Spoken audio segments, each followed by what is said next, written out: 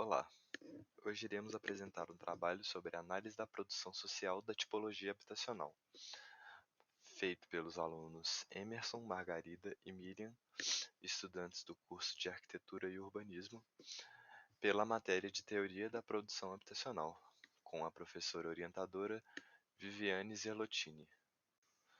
No nosso trabalho, iremos falar um pouco sobre as comunidades quilombolas.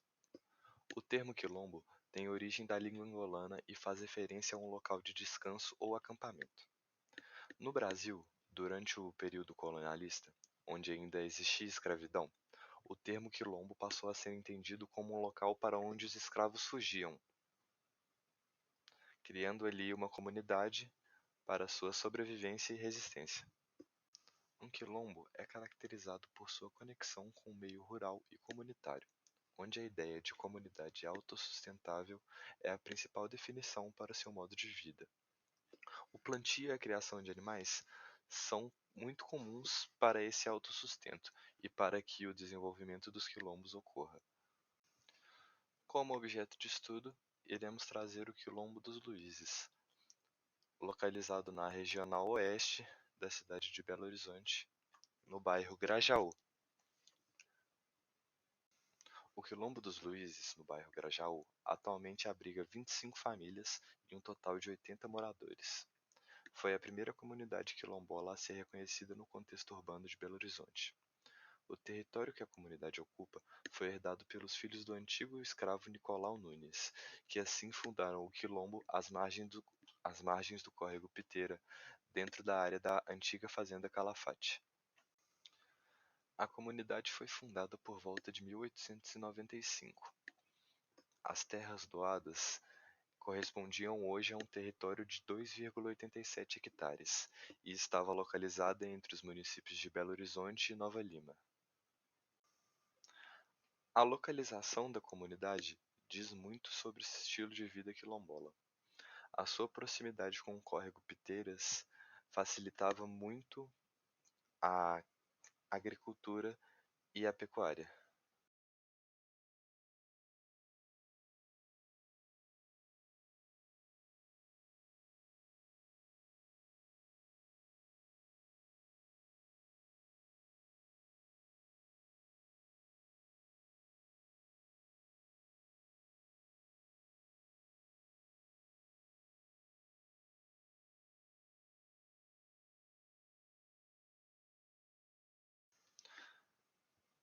Uma comunidade remanescente de um quilombo é um conceito político-jurídico que tenta dar conta de uma realidade extremamente complexa e diversa, que implica na valorização da memória e no reconhecimento da dívida histórica e presente que o Estado brasileiro tem com a população negra.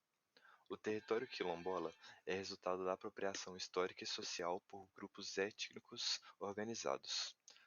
Quilombola é um termo contemporâneo, lugar que existe e resiste nos dias atuais, reunindo todas as lutas dos negros no Brasil. Com essa linha do tempo, podemos identificar parte da trajetória da escravidão no Brasil. É possível perceber que em 1895, pouco após a Lei Áurea, que ocorreu em 1888, Nicolau Nunes doou parte da fazenda Piteira, que daria origem ao Quilombo dos Luíses. E isso ocorreu ainda antes da fundação da cidade de Belo Horizonte. Em 1930, com o crescimento da cidade, o território da comunidade passou a ser reconhecido como território de Belo Horizonte. Mas só em 2018, o território da comunidade passou a ser de fato reconhecido como propriedade dos moradores que lá habitam. Em 1850, foi assinada a Lei das Terras, uma medida determinante para a concentração fundiária.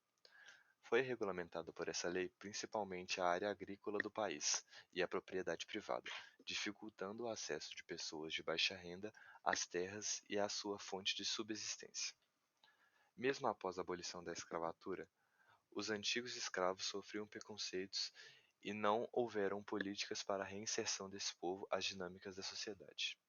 Em meio a muita luta, Apenas cerca de 100 anos depois foi reconhecida pela Constituição de 1988 a propriedade da terra aos remanescentes das comunidades quilombolas no Brasil. Porém, a luta pela moradia não termina aí. Ainda existindo preconceito com o crescimento das cidades, essas terras, mesmo que reconhecidas, passaram a ser tomadas e engolidas pela especulação imobiliária e pelo avanço da urbanização. A aprovação do Decreto 4.887, de 20 de novembro de 2003, que regula o procedimento para identificação, reconhecimento, delimitação, demarcação e titulação das terras ocupadas por remanescentes das comunidades dos quilombos, é considerada um grande avanço. Contudo, os episódios contínuos de invasões de territórios quilombolas demonstram que as populações tradicionais vivem sob constante ameaça. Em 2008, o Instituto de Colonização e Reforma Agrária, INCRA, propôs uma área que, por direito, deve ser garantida à comunidade por meio de medida administrativa da União. A área é inferior ao território que eles possuíam quando chegaram ali. Dentro dela, encontra-se o terreno onde a polícia tentou realizar o despejo. Os Luizes relatam que desde 1966, com a abertura da Avenida Silva Lobo, enfrentaram sucessivas perdas de territórios para invasores. Vários empreendimentos e moradias chegaram a ser construídos no local, com autorização do poder público municipal, mas sem que a comunidade tenha sido indenizada. Antes, com uma área de 18.000 metros quadrados, os quilombolas foram confinados a um terreno de menos de 6.000 metros quadrados. Segundo os Luizes, durante os conflitos de terra ao longo dos anos, a comunidade tem sofrido ameaças e agressões racistas, vinda de invasores e até mesmo agentes públicos.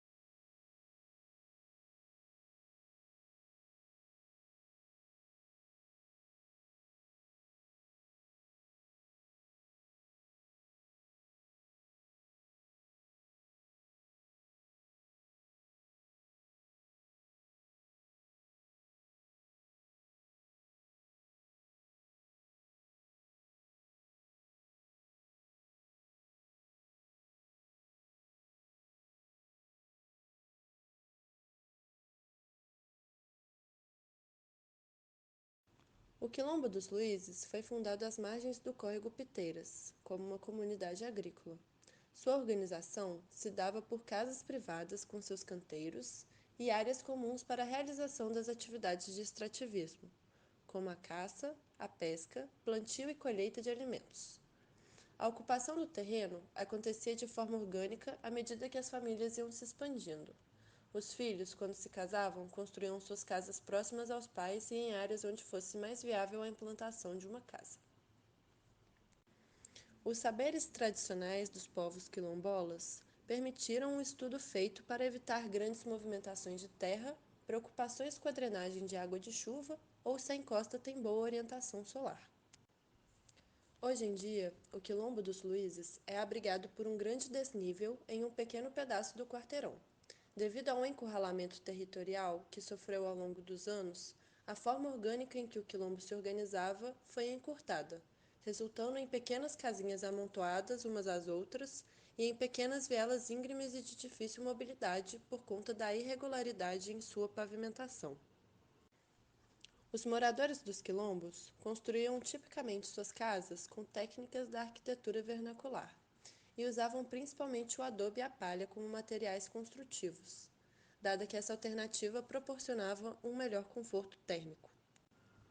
Além disso, essas técnicas faziam com que a construção fosse mais durável e resistente às intervenções do tempo.